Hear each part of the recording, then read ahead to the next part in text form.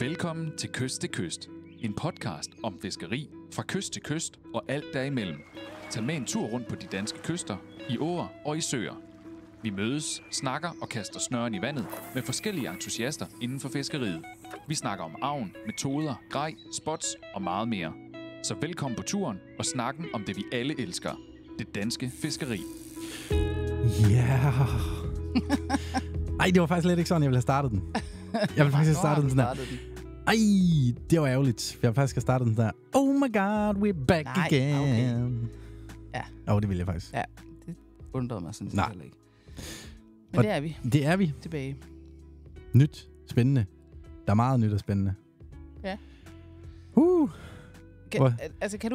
Kan du huske den sidste? Hvad måned var det i? Det var i... Er vi i maj? Er vi før? Ej, vi er efter det. Ja. Er du sikker? Nej, det er vi ikke. Det er rigtigt. Undskyld. Jeg skulle lige sige, jeg vil godt have lov til at sige, at vi var i... Ja, det ved jeg ikke. Ja. Jeg vil godt have lov til at have sagt efteråret, men det passer i hvert fald ikke. Nej, det gør det i hvert fald ikke. Ja, det må jo nok have været... Ja, måske noget marts-april. Måske noget april. Det var i hvert fald dårligt vejr. Hvorfor? Det var i hvert fald rådent vejr. Det blæste en halv pelikan. Nå, det er sgu da rigtigt. Ja, det var sammen med Nicolas. Ja, det var der, hvor vi ikke kunne optage ude på kysten, fordi det stormede. Ja, det blæste en halv pelikan. Ligesom det gør nu. Lidt. Ja, lidt. Men nu bliver det jo spændende, fordi vi er jo tilbage på fuld hug. Det kommer vi i hvert fald. Ja, fra nu af. Fra nu af. Ja.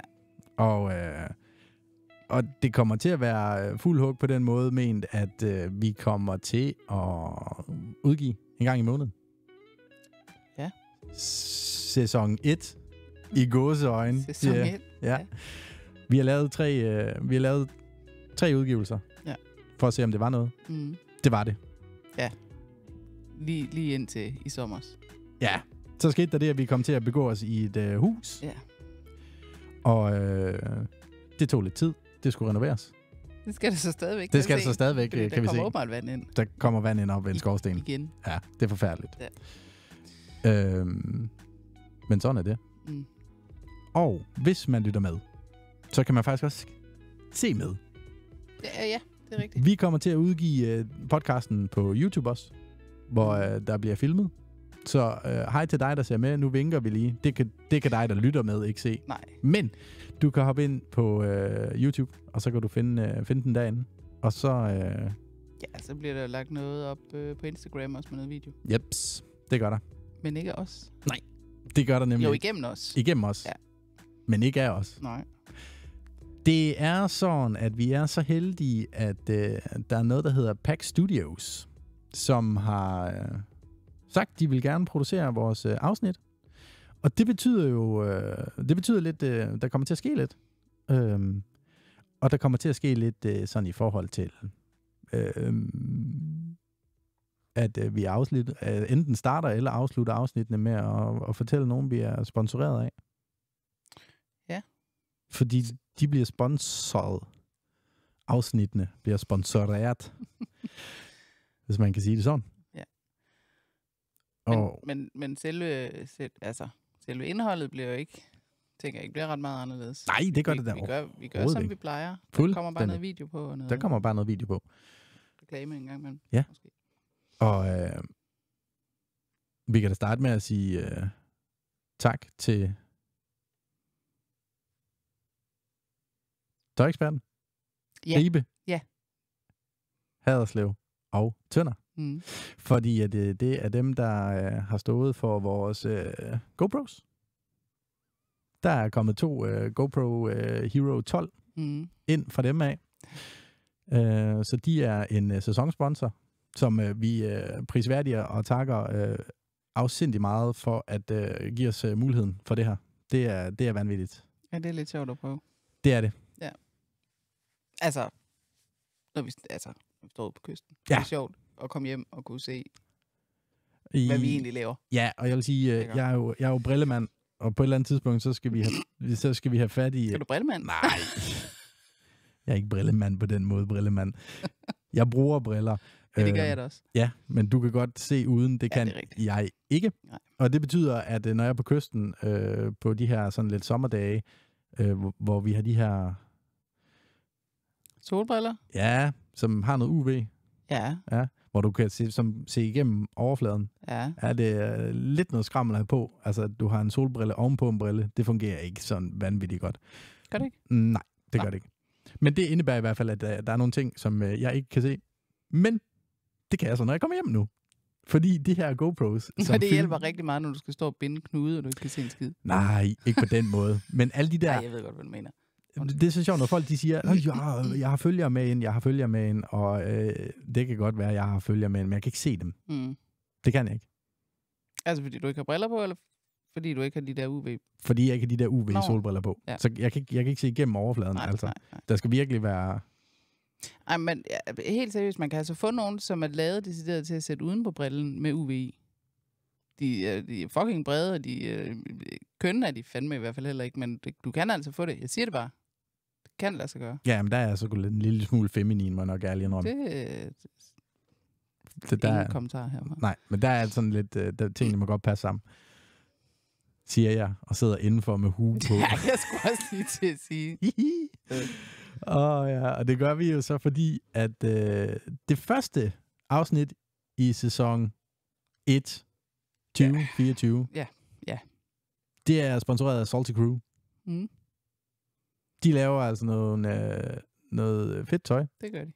Både herrer og damer. Mm. De laver nogle fede caps. Mm. De laver nogle umanerligt fede huer. Ja.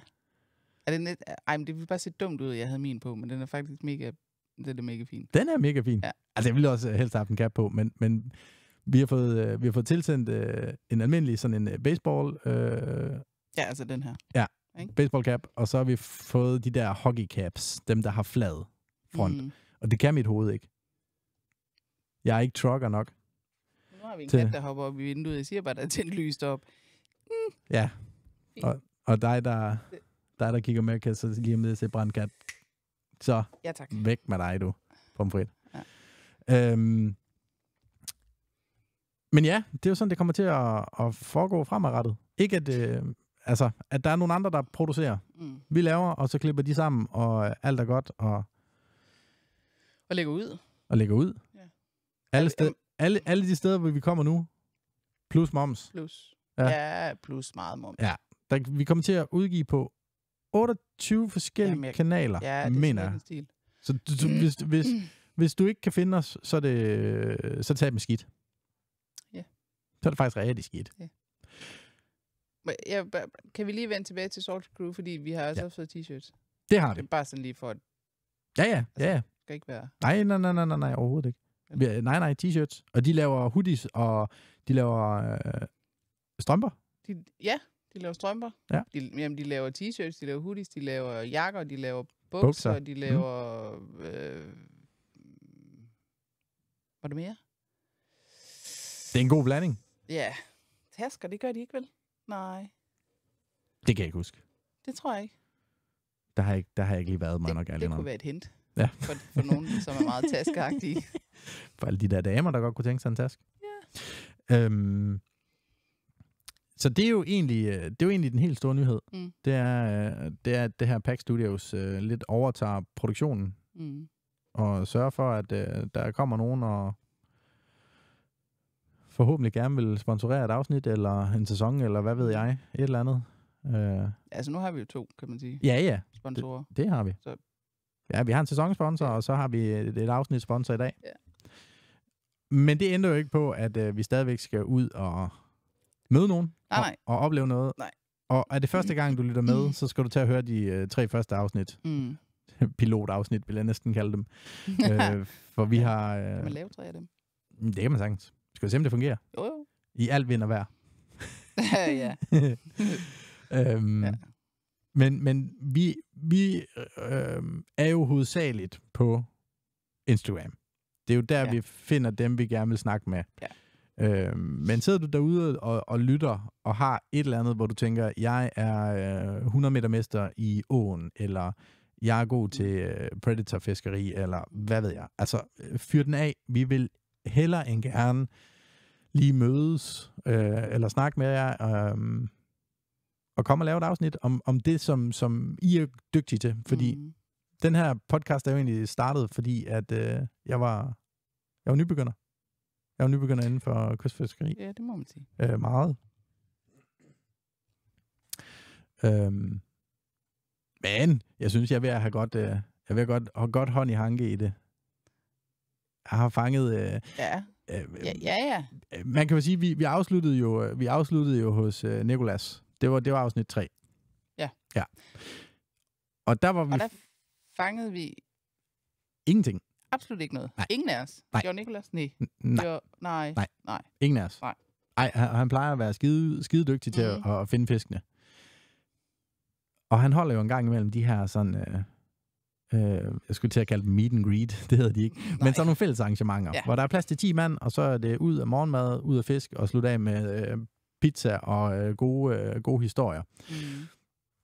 Og der var vi afsted den 30. december. Ja. 2023. Næsten sige den eneste dag i december måned, hvor der faktisk var solskin. Og... Den eneste dag i 4 måneder, hvor der egentlig har været solskin. Ja. Og forholdsvis vindstille. Ja. Jeg har aldrig i mit liv oplevet noget lignende. Nej. Altså, det var simpelthen sindssygt. Ja, det var det faktisk. På et tidspunkt, vi startede med at fiske et sted, og første mand, 2 kast, så havde han første fisk. Ja. Og så fangede vi egentlig, blev der egentlig fanget fint med fisk. Ikke store fisk, vi havde fordelt os på, var det 3 pladser fra start af, ikke? Jo. Ja. Og så havde vi lige sådan en messenger-tråd kørende, hvor vi lige kunne lægge op. Ja, lige præcis. Og der kom sådan ding, ding, ding, hist og pist. Ja. Så er der fisk her, så er der fisk der, så er der der, så er der der. Men det vilde af det hele, det er jo, at da vi så har fisket det første spot, så blev vi enige om, okay, vi skal lige prøve noget andet.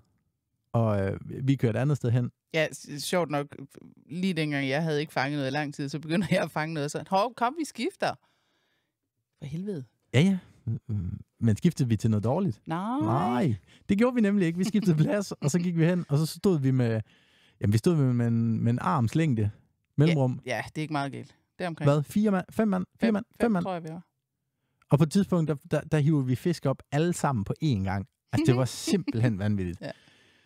Så er det sjovt. Jamen, det er det. Altså, det er jo ikke, fordi det ikke er sjovt, når du ikke fanger noget. Det er slet ikke det. Men det er bare sjovt. Det er sjovere. Det er sjovere. Ja, det er det. Ja. Men vi lavede lidt stuntet igen i lørdag. Altså mig og dig. Det er fedt, du sidder og siger det. Hvad? Det er fordi, det Hanne, hun ikke ved, det er jo, at vi optager et afsnit, som bliver klippet sammen med, at vi tager ud af fisker. Så lad os se, hvordan det går. Det har hun jo så fortalt, kan man sige. Nej, jeg har ikke helt. Nej, okay. Må vi ikke fortælle man må da. Nej, det er godt lidt. Nej, nu må du da gerne. Nu har du afsløret det, så kan du be my guest. Nå, så siger jeg ikke mere. Nå, vi er ude at fiske lørdags. Punktum. Ej, det er rigtigt. Altså, vi har... Jamen, det er... Altså, ja. Du må gerne sige noget. Også fordi, er du med som ny lytter, og er du med som ny kystfisker, så vil jeg sige, så begynder vi også at kigge på noget med det her med, i hvert fald i den her sæson, med bundforhold og alle de her ting. Og det der med at aflæse pladserne, det betyder vanvittigt meget.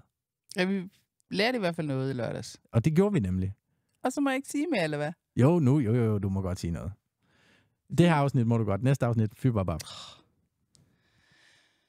Jamen, det næste afsnit, den bliver også optaget i rigtig kronologisk rækkefølge. Der optager vi først og fisker bagefter. Ja, det gør vi. Ja.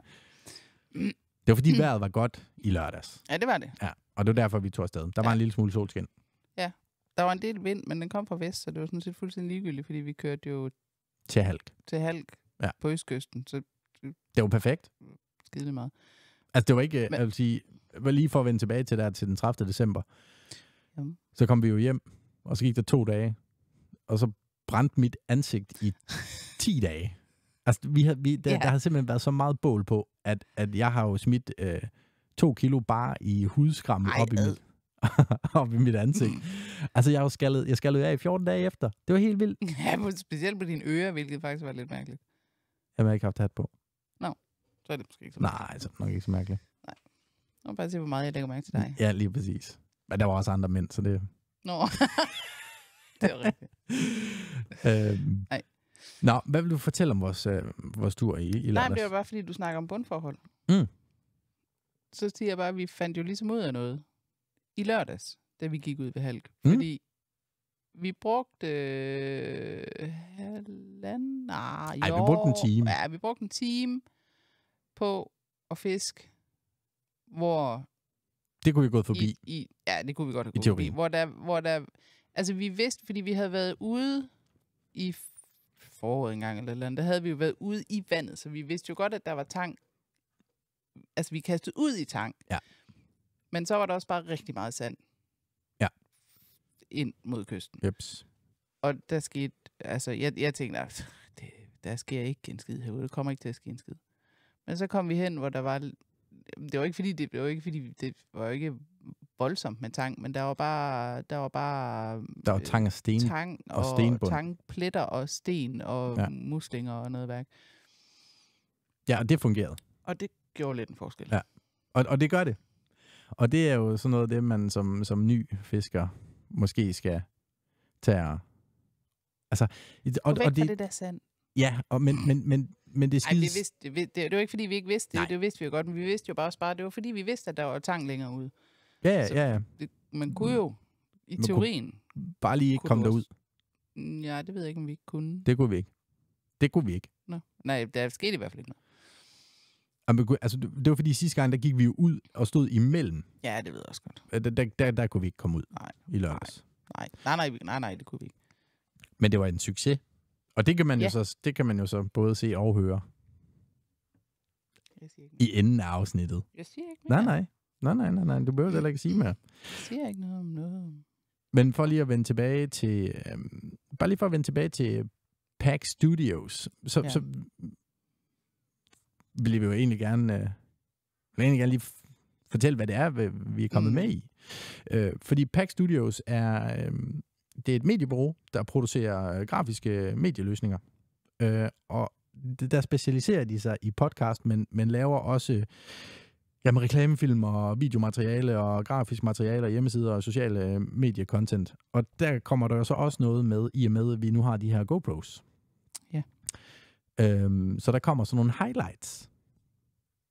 Ja, på Instagram. På Instagram, ja. Jeps, lige præcis. Og højst sandsynligt måske også, de bliver delt på YouTube'en. Vi har lavet en YouTube-kanal, der hedder Kyst til Kyst. Nå, ja.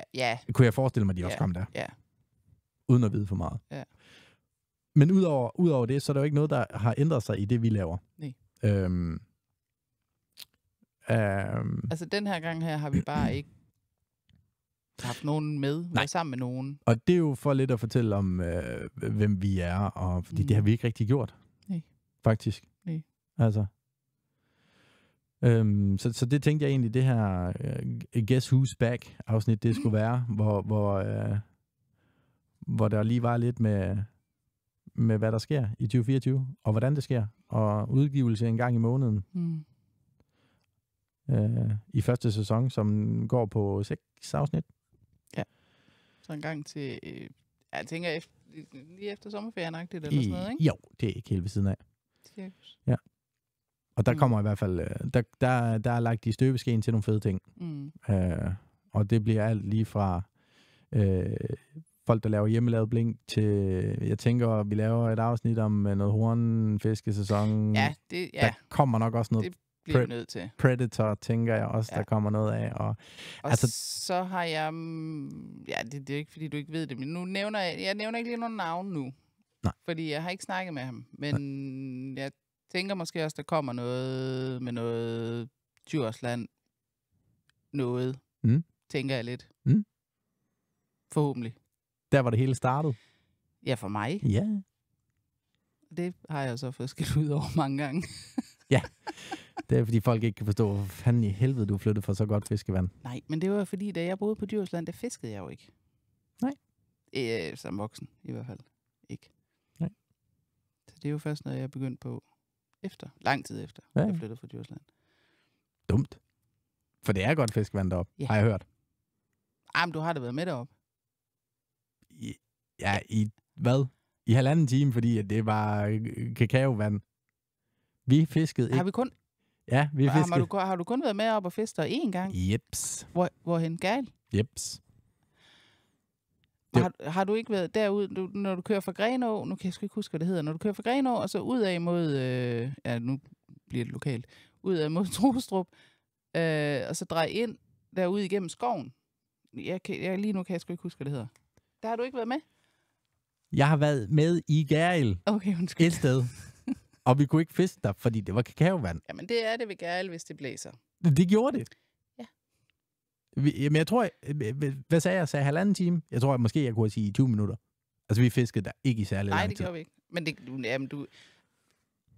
når vinden den står ind, så og klinter, og så bliver det bare lere vand. Altså, selvom vi to til nærmelsesvis snart gift, så holder du jo på de der spots der.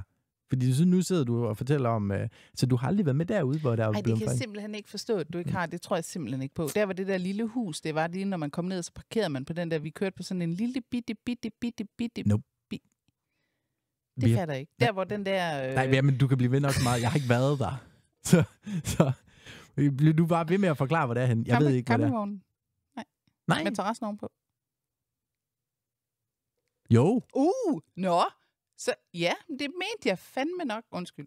Sørme nok. Ja. Jeg kunne heller ikke... Det har vi altså været. Ja, det er faktisk måske ret. Ja, jeg har jo campingvogn med, det kan jeg godt huske, ja. Jeg ved ikke, hvor... Du går i rigtig... Altså, det er bare sådan en småsten, du går i. Jamen, det er fordi, vi har... Sidste år var der så mange nulture, at jeg har lidt svært ved at holde styr på, hvad for nulture. Bare lukke det ude. Ja, fuldstændig. Men der, hvor når vi gik til højre, så var det simpelthen så lavvande der til at starte på. Det kan jeg ikke huske. Det, der undrer mig lidt over... Det, jeg undrer mig lidt over, det er jo egentlig, at jeg ikke kan huske, at vi har været deroppe. Ja, det forstår jeg ikke. Nej, det gør jeg faktisk heller ikke. Nå, men det er lige meget. Du har været med 2 gange så. Ja. På Djursland. Det er stadigvæk kun definere det som en gang, for det ude ved Gærl vil jeg ikke definere som en gang. Nej, men det er også ikke noget.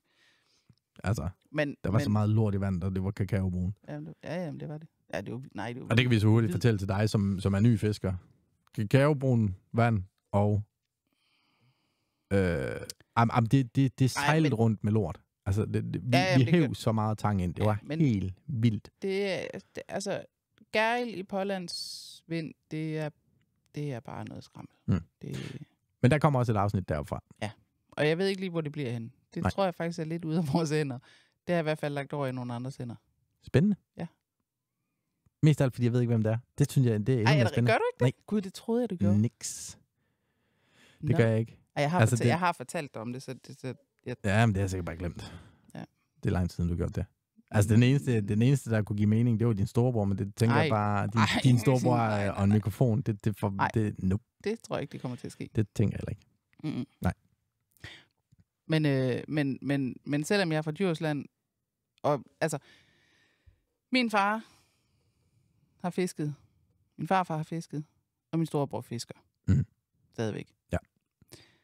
Og da jeg var lille, der var jeg nogle gange med min far ud at fiske. Han har jo vist mig det der setup. Det der... Ja, fordi det var det.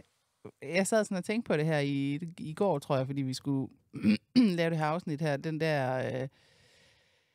hed den en caravan?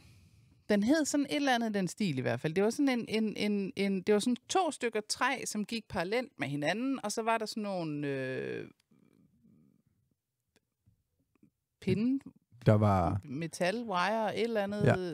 Jeg kan sgu ikke engang huske, hvordan den ser ud. Det var faktisk være lidt sjovt, hvis han stadigvæk... Jeg tror fandme ikke, han har den mere. Ja, men han havde den, da de boede i... Ja, de boede i Vækkerslev, havde han, men det kan godt være, min mor, hun er jo sådan lidt en... Kom, vi smider alting ud. Så det kan godt være, at han ikke har den med. Men hvis han nu har den, så skal vi lige prøve at høre, fordi så skal vi lige have taget et billede af den. Ja. For den var lidt sjov. Men altså, det er jo ikke det eneste, han fisker, men han fisker også med... Men han trak den langs kanten. Nej, fordi det var det sjove, fordi når han satte den i vandet, så de der træstykker, de kunne jo bevæge sig. Ja. Så når han begyndte at trække i den, så trak den faktisk ud. Smart. Og så hang der jo kroge ned på hver side. Ja, det sagde han jo. Jeg ved ikke, hvor mange kroge der var mange. på hver side. Der var i hvert fald en del. Der har han fisket mange fisk med. Efter hvad han siger. Ej, men han lyver ikke, min far. Der er noget andet, som min storebror. Det gør alle fædre. Så du siger, du selv lyver? Ja. Og jeg er over for mine børn. Ja, for satan. Okay. Lyv. Ja. Nej, men... men det jeg egentlig ville frem til, det var, at jeg har jo ikke fisket som sådan på Djursland som voksen. Eller jo, det har jeg, men jeg har jo ikke boet deroppe, så det har jo været lidt begrænset, hvor meget jeg sådan har været rundt. Ja.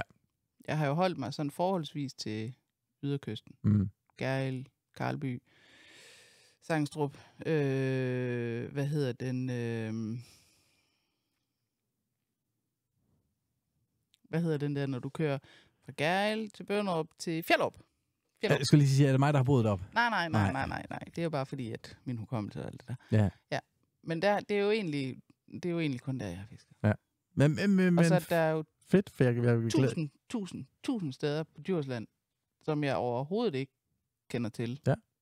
Ja, og det tænker jeg også, at 2024, det kommer til at gå med at finde vores spots hernede, hvor vi bor, i det sønderjyske, men også at komme ud og prøve at afprøve noget af alt det, vi lærer. Altså, det der med at lave lidt forarbejde hjemmefra, at se, okay, her, og hvordan er bundforhold, og hvad er det for noget? Ja, fordi vi vil gerne til Fyn igen, det vil vi altid gerne. Ja, vi vil gerne en tur til Ærø. Vi skal også til Ærø, vi vil også gerne til Djursland igen. Ja. Eller for min skyld, igen. Og Langeland har vi også snakket om, kunne være fedt at komme ned. Var der andre steder, vi har snakket om? Det er sjovt, fordi vi har ikke fisket ret meget op ved Kolding, faktisk, hvor jeg jo egentlig også tidligt... Altså, da jeg startede med at fiske, der var det jo oppe ved Kolding. Ja. Der har vi faktisk heller ikke rigtigt. Der har vi faktisk overhovedet ikke været. Har vi det? Nej. Det ved jeg ikke. Det er mig og dig. Nej, men der hvor vi parkerede ved en mark og gik ned og gik ud i nogle siv. Hvor var det henne? Nej, det var ikke ved Kolding. Nej, okay. Jeg siger heller ikke, hvor det er. Nej. Nej. Og det er jo det, hvis man lytter med. Jeg er lidt jeg er nogle gange lidt imod det, fordi det der med, jeg vil ikke sige, hvor jeg fisker hen. Et eller andet sted, så er det sådan lidt... Jamen, der fangede vi også store fisk. Nej. Vi gjorde sgu nej. Det var lige meget. Men det er jo bare fordi, at jeg har fået at vide derhenne, og jeg slår dig ihjel, hvis du siger det. Okay, så bliver jeg nødt til at holde mit kæft. Ja. Altså, Så kan jeg ikke... Nej, og det er fair nok. Ja. Men er vi tæt på Kolding der? Ja, er vi ikke det? Det er i hvert fald noget fjord. Nej, godt, det er vi ikke. Det skal vi ikke dvæle for meget ved. Det tænkte jeg... Men de steder, jeg sådan er kommet ved Kolding, der har du ikke været med. Nej, det er rigtigt. Men vi har også et sted mere, vi skal prøve. Fordi at vi kender nogen, og nu nævner vi ikke navn, et skide sødt ældre ægtepar. Ja, det er rigtigt. Som har hus lige ned til vand. Ja, det er rigtigt. Rigtig godt vand. Og vi kan godt sige, hvor det er han. Det er Middelfart. Ja. Det vil jeg sagtens sige. Ja. Det vil jeg gerne sige. Men der skal vi har fået lov. Det er bare os, der ikke har fået os nørklet færdigt til at komme afsted. Ja. Og nu er vi færdige med alt det her husrenovering. Kigger jeg lige over på vandskaden over på væggen og siger, er vi det? Ja, det behøves vi ikke. Nej. Men i hvert fald så... ja, det er rigtigt. Jeg havde faktisk helt glemt det. Ja. Det skal vi have. Ja. Det vil jeg have testet. Ja. Jeg har nemlig vi har set et afsnit af noget, der hedder Sea Trout Smash. Det er rigtigt, ja. Ja, det er rigtigt. Der stod og der er vi næsten sikre på, det er der. At der står der et team der og fisker. Jamen, det gør de. Det er der. Det passer i hvert fald meget godt. Jamen, det er det. Ja. Det er slet ikke i tvivl. Nej, godt. Jamen, så er den. Men det skal vi også have prøvet. Ja, det skal vi. Så ud over podcast, så vil der også... Det kunne måske være meget fedt lige at finde ud af, om vi kender nogen, der kender spottet. Ja. Bare sådan lige... Det er ikke nødvendigvis, fordi de behøver at komme med, men så vi det bare vi kan stå op på deres terrasse og kigge på bundforholdene. Ja, det ved jeg godt. Men du ved, men det er ikke altid bundforhold, og det er ikke altid, det hænger sammen. Nej. Og så kunne det jo være, at man kendte nogen, der kendte området skide godt og sagde, det ser skide godt ud, der er ikke noget. Ja. Det snakker vi da også om nede over ved Nicolas. Ja, men det er rigtigt. Man tror nogle gange, og så så er der får man lang næse. Ja, lige præcis. Men man lærer jo også noget i hele tiden, og jeg vil sige, fra vi lavede sidste afsnit, og så indtil i dag, jamen, der har jeg jo lært vanvittigt mange ting, både i forhold til farver på årstider, og hvordan du skal fiske. Tror på det. Og alt sådan noget, ja, hvis man tror på det. Altså, hvid fungerer altid. Ja, det er jo min... siger du jo. Det er jo min religion, det er hvid. Der er jeg så lidt uenig. Men man gør jo også til, igen, nu har jeg jo fundet et, som jeg har fanget på de sidste 2 gange, jeg var ude. Ja. Og hvis jeg smider den væk, så begynder jeg at græde, for det passer ikke. Der er 2 af dem, for du har også en. Så der er 2. Ja, jeg har en. Det hørte du godt lige dig selv sige. Ja, det gør jeg. Okay. Ja, men du fisker jo kun hvid, så det er jo lige fuldstændig meget. Nej, ikke kun. Men jeg siger bare lige, hvad har jeg fisket på de sidste 2 gange, vi har været afsted? Hvid og rød og hvid og grøn. Ja, hvad har jeg haft på? Merciless. Ja. Hvid? Ja. Ja, og grøn. Og grøn. Men hvid? Ja. Jeg siger det bare. Jeg har haft diametral modsat farve. Det ved jeg godt. Har jeg fanget? Ja. Nå.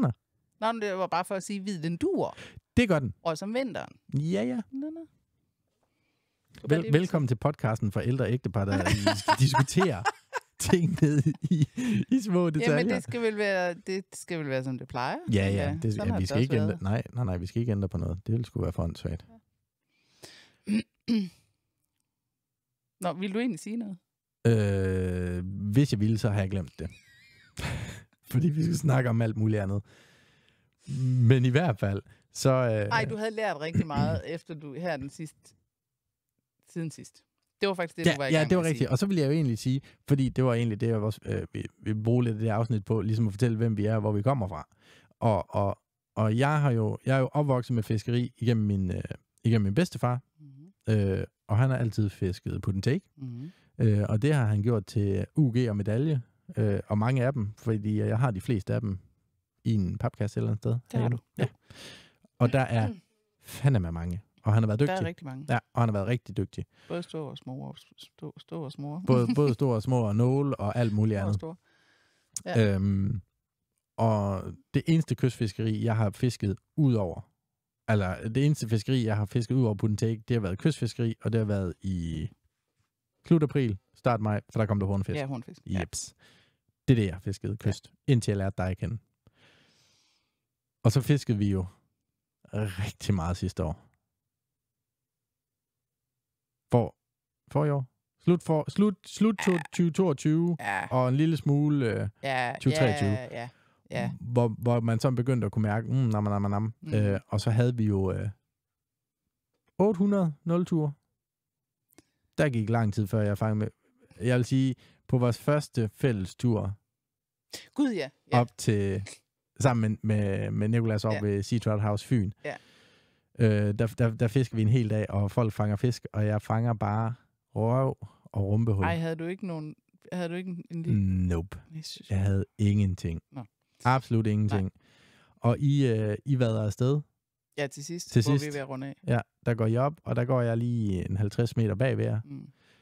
Og tænker, nu gider jeg heller ikke mere, fordi I var faktisk kommet op der, og så giver det bare et skrald af en anden verden. Og så... og Nicolas, han løb med sin telefon ned imod dig, da han ser, at du har fisk på. Ja, og det der sker, det er, når man ikke har prøvet det kontinuerligt gange.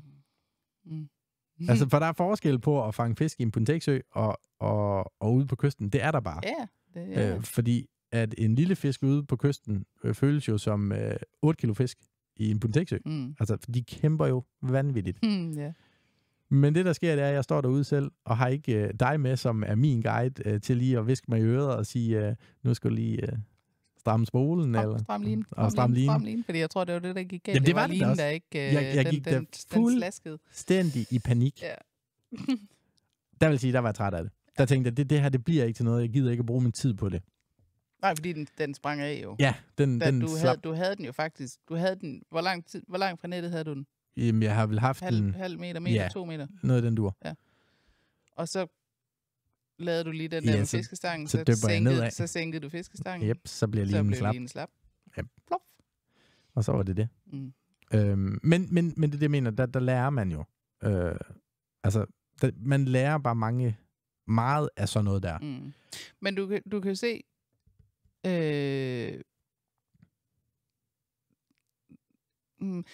på et tidspunkt fangede jeg en fisk. Nu skal jeg skal lige tænke mig.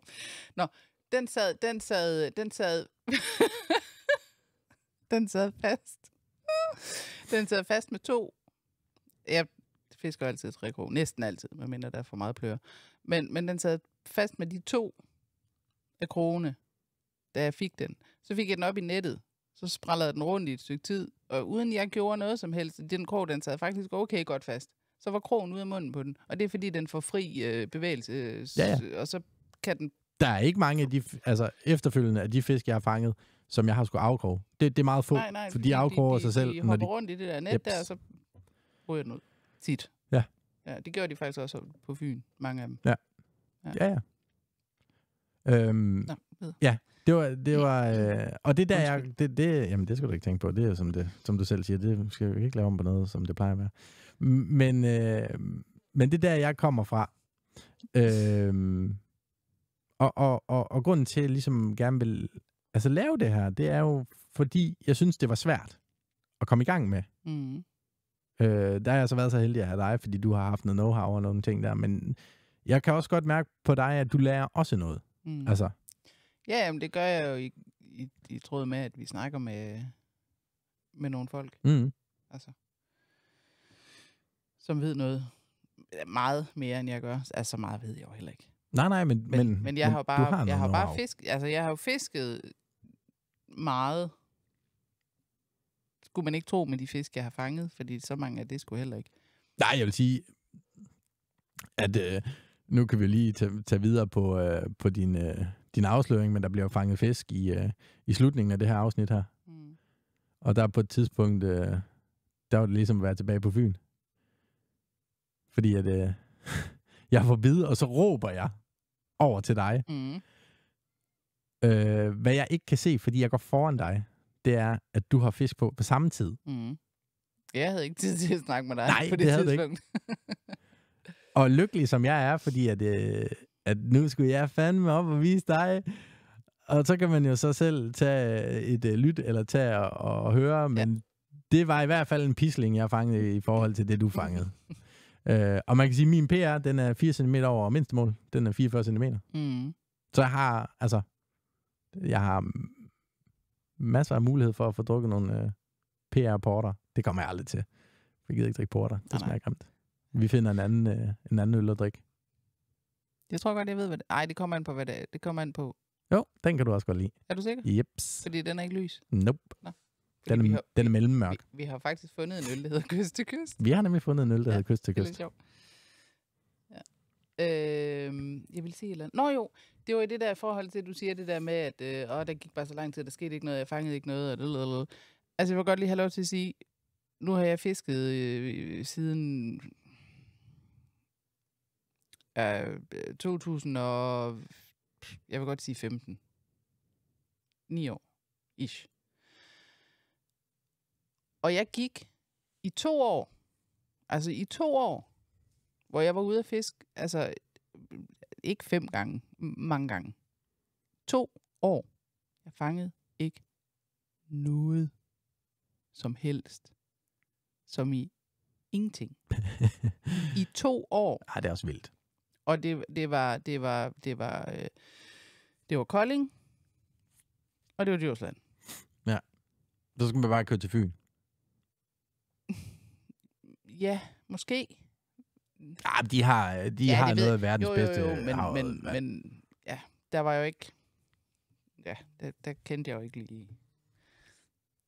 Der kendte jeg jo ikke lige nogen steder, eller Nicolas for den sags skyld. Altså. Nej. Men det er bare lige for at sige, 2 år. Ja. Ja, man må ikke miste modet, altså. Nej. Det må man ikke. Var, der var jeg ved at give op, og jeg tror faktisk, efter de 2 år, der er faktisk lige ved at tro, at der gav jeg faktisk lidt op, og holdt faktisk også måske et års pause, hvor jeg tænkte bare, jeg gider simpelthen ikke mere. Men fiskede du selv? Nej. Nej, okay. Ikke. Nej. Nej. Jo, nogle gange gjorde jeg jo, når jeg var på Djursland. Så var jeg jo tit afsted. Bare selv. Men jeg gav bare op på det. Tænkte, det skal kraftigt være lige meget. Ja. Og ikke noget ved det. Altså, det er jo fint at komme ud og få noget frisk luft, og det er dejligt at gå og fiske, og det er alt det der. Men i 2 år ikke at fange noget. Giver man lidt op. Ja. Men så begyndte jeg igen, og så kom det igen. Ja. Men jeg har bare, altså jeg er jo ikke den, der fisker og fanger fisk, hver gang jeg tager ud, som i overhovedet ikke. Altså det er der jo bare nogen, der kan. Jeg ved ikke, hvad mit 2024 har været sådan. Ja, det ved jeg godt. Du har været 2 gange. Ja. Jo. Nå, men der er jo bare nogen, det er jo kraftedeme utroligt, ikke? Og der er jo bare nogen, der kan, altså sådan en som Nicolas, ikke? Jamen, jeg tror, altså, hvis han tager afsted 500 gange, hvor mange 0-ture ud af de 500 gange har han? 3, hvis han er rigtig uheldig. Sige. Men han fisker jo også, han fisker jo som Ferrari, vil jeg næsten sige. Som Ferrari kører, sådan fisker han. For han får sat med affisket noget vand. Men det gør han. Altså, det gør han. Ja, men det gør han. Og jeg kan se fra... Men der er så også sket en udvikling for os fra, da vi startede, og så til nu. Fordi da vi startede, der gik vi vel, det ved jeg ikke, 100-150 meter. Altså, vi var simpelthen så stationære. Hold kæft, hvor stod vi stille. Men det gør vi ikke nu. Altså, der bliver gået noget mere. Men det kan man. Altså, det er godt klar. Der er også nogen, der siger, jamen, jeg står, når jeg fisker, så står jeg her. Ja. Og så står jeg her. Og så kommer der stimer, og så fanger jeg, når den stime, den kommer. Vi har jo set det selv. Vi har set det for vores... Altså... Ham ved rådet, eller hvad? Ja. Altså, der vil sige, der kunne jeg næsten have druknet en ældre herre. Altså. Jamen, han var også ved at drukne sig selv. Hvis jo. Altså, vi tager til Råde nede i Sønderjylland og fisker i, det ved jeg ikke, 4, 5, 6 timer. Jeg ved det. Vi fiskede vanvittigt lang tid. Og så sætter vi os op, og skal lige have noget at drikke og noget at spise, tror jeg egentlig. Så kommer der en ældre herre midt 70'erne, og lige derfra, hvor man parkerer, der er der lige sådan en hvad er der 20 meter, 25 meter, er sådan noget stenhelvede. Ja, det er frygteligt. Altså, det er, og det er glat, og det er... Og det er rundt. Og det er rundt. Det er runde sten. Det er runde, glatte sten. Ja. De er skrækkelige. Jeg går altid udenom. Jeg gider ikke. Jeg brækker benene på det. Og der kommer en ældre herre i hans skridtvaders. Ja. Har han på? Ja. Og, eller var det bare høje gummistøvler? Havde han sådan nogle... Nej, jeg tror, det var skridtvaders. Fordi ellers tror jeg ikke, du kan komme derud. Men mindre det er lavvand. Han gik jo ikke ret meget ud i vandet. Han stod jo bare ude på den der skidespids der. Ja, men han stod ude på spidsen. Nå, også lige meget, om han havde gummistøvler, eller om han havde skridtvaders på. Han havde i hvert fald ikke fuld sæt. Nej. Lidt ældre fiskestang, ikke fordi, altså en fiskestang er fiskestang, og så et gammeldags kår. Et andet motherfucker, stort blink, var det ikke sådan det? Et kårblink, jeg ville skyde på, den er vel været, det ved jeg ikke, 25-30 cm. Den var satme stor. Ja. Nej, den var stor. Ja. Går han ud, kaster 2, 3, 4 kast. Max. Og der havde lige stået en og fisket det. Lige præcis der, hvor han stod, der havde der stået en. Og før. Så hæv han... Jeg ved det ikke. 70, 80. Jeg skulle lige sige 70 eller 80 cm fisk op. Ja. Altså sådan 3,5-4 kilos monster. Ja, det var kraftigt med stor. Og så brummede han lige så fint, eller han så ved at brække begge hans ben på vej tilbage. Jo, men han mistede den da. Men gjorde han det? Ja, han mistede den. Ja, fordi den... Nå, det er rigtigt, han stod og... den slap lige. Det er rigtigt, ja. Vi stod og... Ja, det er rigtigt.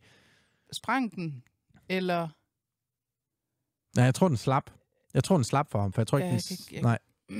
Han mistede den i hvert fald. Det er rigtigt, men det var eddermame med et monster af en fisk. Ja. Så tænkte jeg bare, der har vi bare brugt, det ved jeg ikke, 6 timer på at vade frem og tilbage derude. Ja. Så, altså, det er jo ikke altid, og igen, det er jo derfor, det er jo ikke altid det dyreste grej, der gør noget som helst. Nej, det der gør noget, det er jo, at ham, der kom ned der, jeg tænker, han har fisket der tusindvis af gange. Han ved lige præcis, nu kommer vinden lige præcis der. Det er sådan noget, min storebror, han også kan på Djursland. Ja. Han er jo, altså nogle gange, når vi har 10 minutter i spisetid, hvor min mor, hun står og laver mad, så vender vinden bare lige en my, og så er der lige præcis den temperatur, og så er der lige lidt, og så siger han, hej, nu kører jeg. Nu er der fisk, nu er det nu. Og så kører han ud og fisker. Og så er det fisk. Men det er, fordi han kender... Altså, ja. Han kender Gæril. Fordi han har fisket der milliard gange. Ja, men han er vanvittig. Og ham, manden der, han... Ja, men det har vel sikkert været det samme. Han har jo boet sikkert 500 meter derfra, eller andet, og fisket, og jeg ved ikke, altså, så... Nu er det, nu går jeg ned, nu er det nu ved jeg lige præcis. Ja, det er sjovt. Det er jo garanteret sådan noget der. Ja, højst sandsynligt. Altså. Ja, nå. Men man kan, har du noget mere, du vil sige i forhold til dit fiskning, og hvor det startede, og hvordan? Men det har vi også været lidt inde på, kan man sige. Ja, vi snakkede lidt om det, dengang vi var oppe ved Maja, så man ikke Ja. Jeg gik og snakke med ham. Skal vi snakke lidt om det, vi fisker med, vores udstyr? Det kan vi da godt. Fordi at, der er blevet opgraderet. Der er blevet opgraderet, i hvert fald på min front. Ja, ved nogen er der blevet opgraderet. Der er blevet opgraderet til 2 Sportex Captor S2. SR2. 9 fods. Kyststænger. Jeg har også en Sportex. Ja. Og jeg sagde 1. For jeg har kun 1. Men jeg har 2. Ja, det er udmærket godt klar over, det derfor jeg sagde, jeg har også 1. Og så har jeg et Daiwa... Ej, vi har det samme hjul jo. Ja. Nej, det har vi ikke. Din er også en 3000'er. Nå, ja, nej. Okay. Nej, men det er det samme hjul. Ja. Størrelsen er anderledes. Min er 2500. Kan du huske, hvad den hedder? Mere? Daiwa... Den hedder... Altså mig er navn. Nej. Det er lort. Vi har Daiwa... Legacy. Ja, skidt nu med det. Det er sådan noget, den... Ej, men du snakker lidt, og så kigger jeg lidt på Instagram, fordi jeg er 100 på, at jeg har... Den har jeg i hvert fald fået i julegave af Hanne. Det er... Ja.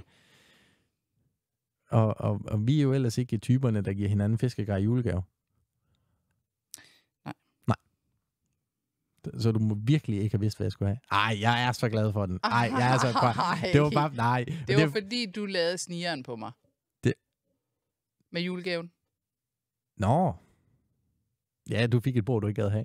Nå, nej, det var ikke så meget. Det var bare, vi havde aftalt, at vi skulle give hinanden julegave, fordi vi renovering hus. Og så lige pludselig kommer du den, jeg har købt en julegave til dig. Ja. Og så stod jeg der, fuck. For jeg havde jo ikke tænkt en tanke. Nej, men det sjove det hele er jo, at for mig gør det ikke noget. Altså, nej, det ved jeg godt, men det gør det for mig. Ja, jeg ved godt, du ikke vil have fiskegrej i. Nej, nej, det var ikke det, jeg mente. Nå. Nej, det jeg mente, det var bare, at jeg havde ikke regnet med, at vi skulle give hinanden julegave, og så, nej. Og så var jeg helt lost på det, og så vidste jeg bare... Men det er jo lidt fordi, at der er nogen her i huset, der er en tyv. Jamen, jeg har lånt dit hjul. Også mit hjul. Ja. Også nogle af dine blink. Også nogle af mine stænger. Og også det, men ikke særlig meget. Og ikke mit tøj, og min caps. Det er rigtigt. Kan vi komme på mere? Du har men en gang imellem, så tuller du også afsted på arbejde i mine bukser, så det ved jeg ikke. Det giver vel det samme et eller andet sted. Fiskegrej, det er noget helt andet. Ja, men der er kun én ting af fiskegrej, jeg ikke deler. Og det er mit varme undertøj med strøm. Luk. Ja, jeg ved det godt. Ja. Og så har vi jo, jamen det ved jeg ikke, et hav af gennemløberblink. Det er helt vildt. Ja, jeg kom lige til at finde det der billede på min sportsexter. Den knækkede. Det er rigtigt. Spidsen, den knækkede. Der var du fandme sur. Fuck, jeg var gal. Ja, det var du. Nå, jamen, det skal du ikke sige undskyld for. Hvad skal vi ikke lige få rundet af, tænker jeg? Var det, du ville snakke om fiskegrej? Det var kraftedeme ikke meget. Nej, men det ved jeg godt, men det var måske fordi, jeg burde måske også lige have forberedt mig lidt bedre.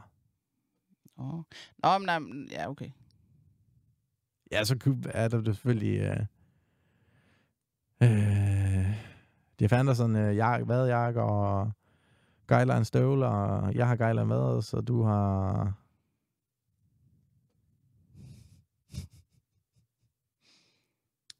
Ja. Jeg har... Fuck hedder de? Make Sims? Nej, det er ikke Sims. Nå? Nej, det er... Ja, jeg kan ikke lige helt huske, fordi ham jeg har købt dem af, han sagde måske noget med, at er det et datterselskab, eller er det et... jeg skal sådan passe på, hvad jeg siger, for jeg er faktisk ikke sikker på, at det jeg siger. Nej, men så hold din mund med det i stedet for. Ja, men jeg har i hvert fald fået nye vader, fordi at... der var hul i de andre. Nu var det anden gang, der var hul i de andre, og så tænkte jeg, nu gider jeg ikke det mærke mere, så prøver jeg noget andet. Ja. Nu kan jeg jo ikke rigtig svare, om det dur, fordi at, jeg har haft dem på... 2 gange. Ja, 2 gange eller 3 gange? 2 gange. Så, men de er mega behagelige. Du skal lige sige, du er i hvert fald ikke våd, når du kommer ind. Nej, og det kan man jo så sige. Det er bare sådan set det, jeg prøvede på at undgå. Lige præcis. Kan man sige. Men ja. Men vi har begge to Jeff Andersen jakker. Ja. Og begge to Skyline været sko. Ja. Og jakken, det er den der hedder VS6, eller WS6. Mm-hmm. Og den er lækker. Fandme lækker. Jeg havde den... Den har jeg også fået i gave. Ja, det har du faktisk også. Altså mig. Ja.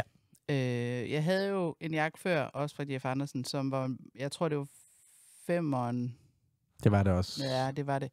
Den var 6 år, 7 år gammel. Den var fandme gammel. Jeg kan ikke huske, hvor gammel den var. Den var i hvert fald, den var gammel nok til, at det var fornuftigt at skifte den ud, fordi den var lidt ligesom om, at den også var smuldret i det der. Ja, men det var så indvendigt. Ja, altså, den var simpelthen bare brugt. Ja, men det var det der... Vandtæt. Lag, membran. Membran, den fnuller bare fuldstændig. Ja. Så hvis vi kom ud en eller anden dag, hvor det er pisregnet, så ville jeg i hvert fald være 100% våd. Og så prøvede jeg en eller anden Jeff Andersen jakke, da vi var oppe ved Fluer. Og det var ikke, fordi der var noget dårligt i den, men der var bare ikke lige... Det var bare ikke godt nok. Der var bare ikke lige så mange...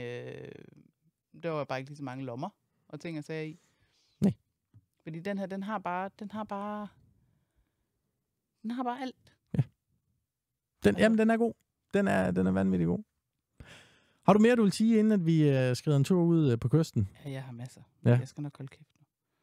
Men, jeg gemmer. Ja, lige præcis. Gennem noget. Men det er bare fordi, jeg får aldrig lov til at snakke herhjemme, fordi du snakker konstant. Og så når jeg endelig... Så... Når vi kigger det her lydspor igennem, så tænker jeg i hvert fald, det er 60-40 til dig og mig. Altså 60 til dig og 40 til mig. Ja, det plejer at være 20 til mig og 80 til dig. Jamen, vi hopper en tur på kysten, og endnu en gang tak til Salty Crew, som sponsorerer afsnit 1, sæson 1. Guess Who's Back-afsnittet. Altså, vi fisker jo, så jeg skal jo helst ikke have for meget tøj på, vel? Nej. Jeg siger det bare. Nej. Det er bare fordi... Okay. Det er jo bare fordi hvad? Hvorfor peger du? Det er fordi, at folk kan ikke høre, hvad du siger. Nej, men jeg kan jo ikke... Nej, men så skal du holde din mund. Det kan jeg ikke. Det var bare fordi jeg skulle bare lige... Ja. Jeg skulle bare vise... Ja, det hun gerne vil, det er, hun viser lige t-shirten. Så til jer, der kigger med på videopodcast-delen, så kan er der sådan en fed rygmærke på os. Det er der. Altså hop ind forbi Salty Crew og tjek deres tøj ud. Det er virkelig lækkert. Ja. Det er dejligt. God kvalitet og ja, lige præcis. Hvad hedder sådan noget? Fed branding, altså deres tryk på t-shirtsene og sådan nogle ting, de er mega så ved. Ja. Og endnu en gang tak til tøjeksperten Ribe, Haderslev og Tønder. Yes. Så nu hopper vi en tur ud, så ser vi om der ikke er held med den der nye Sportex-stang og de nye blink og den famøse, altid virkende Mercilda. Som jeg så smed en væk af. Lige præcis. Og indtil da, så knæk og bræk derude, og hop ind forbi Instagram, Kyst til Kyst, og find os. Og hop ind forbi vores YouTube-kanal, og alle de steder, I hører podcast, der kan I finde os, og så tryk lige abonner, fordi at det gør bare, at vi kan se meget mere, og kan lave meget mere. Så jo flere, der abonnerer, jo mere kan vi lave. Ja. Pissegodt. Jamen, indtil næste gang, knæk og bræk. Vi ses derude. Vi ses.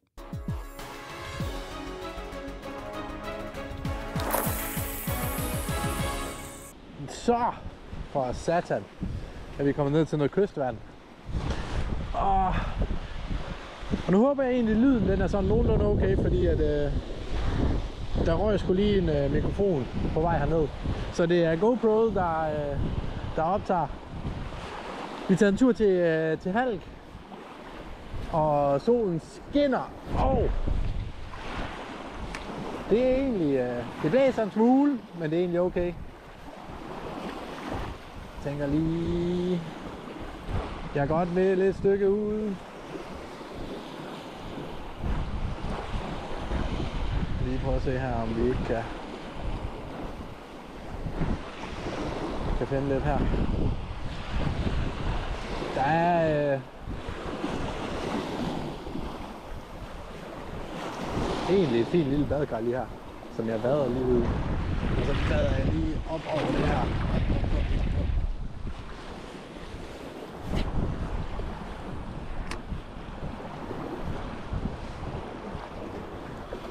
Jeg skulle lige til at sige, at det var første tur i år, men det passer ikke. Jeg var afsted i søndags. Helt mutters alene. Og der var der fisk herude. Så det håber vi faktisk også der i dag. Der er lige et stykke her til at starte med. Der er en lille smule tang med fisk over, og så er der et langt stykke, der kun er sådan noget sandbund. Og det har vi egentlig lige, der har vi lige snydt lidt, som man siger i kokkesproget, og forfisket det, og så er vi kommet til stykke nummer 2, hvor der er lidt mere tang og lidt mere, hvor der er de her 2 badekar. Der ligger et badekar der, og så ligger der et derovre, og så er der lidt tangbælter imellem.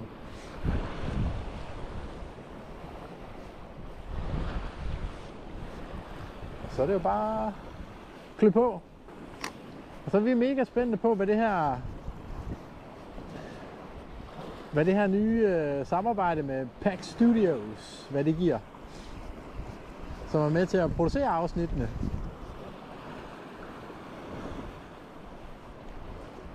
Få lidt mere faglighed på med lyd og nu også med video. Det er altså lidt fedt, at vi kan få det implementeret også.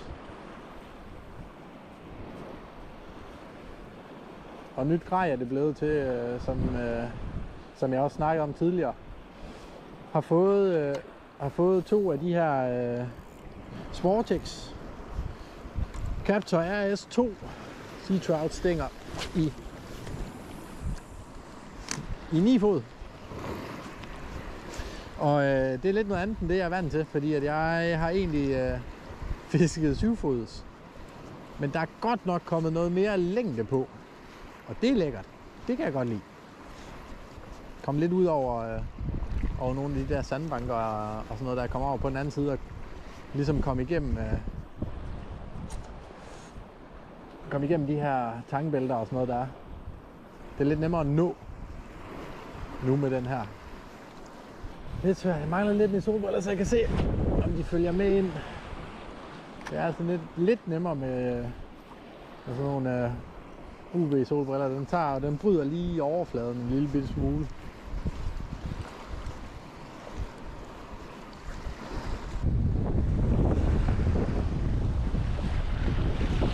Ja tak, så er der flex. Skat!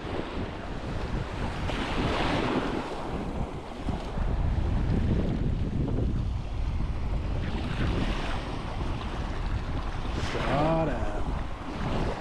Lille en. Lille med fin.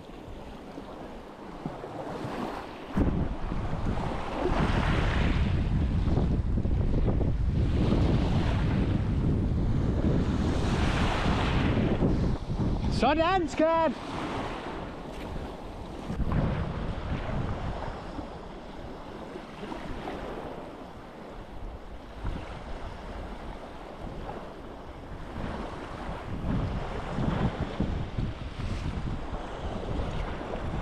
Så er der fisk på.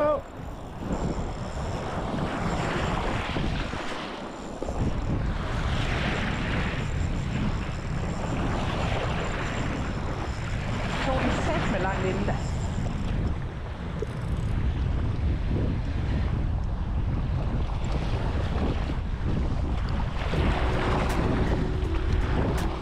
Hold kæft, den er stor!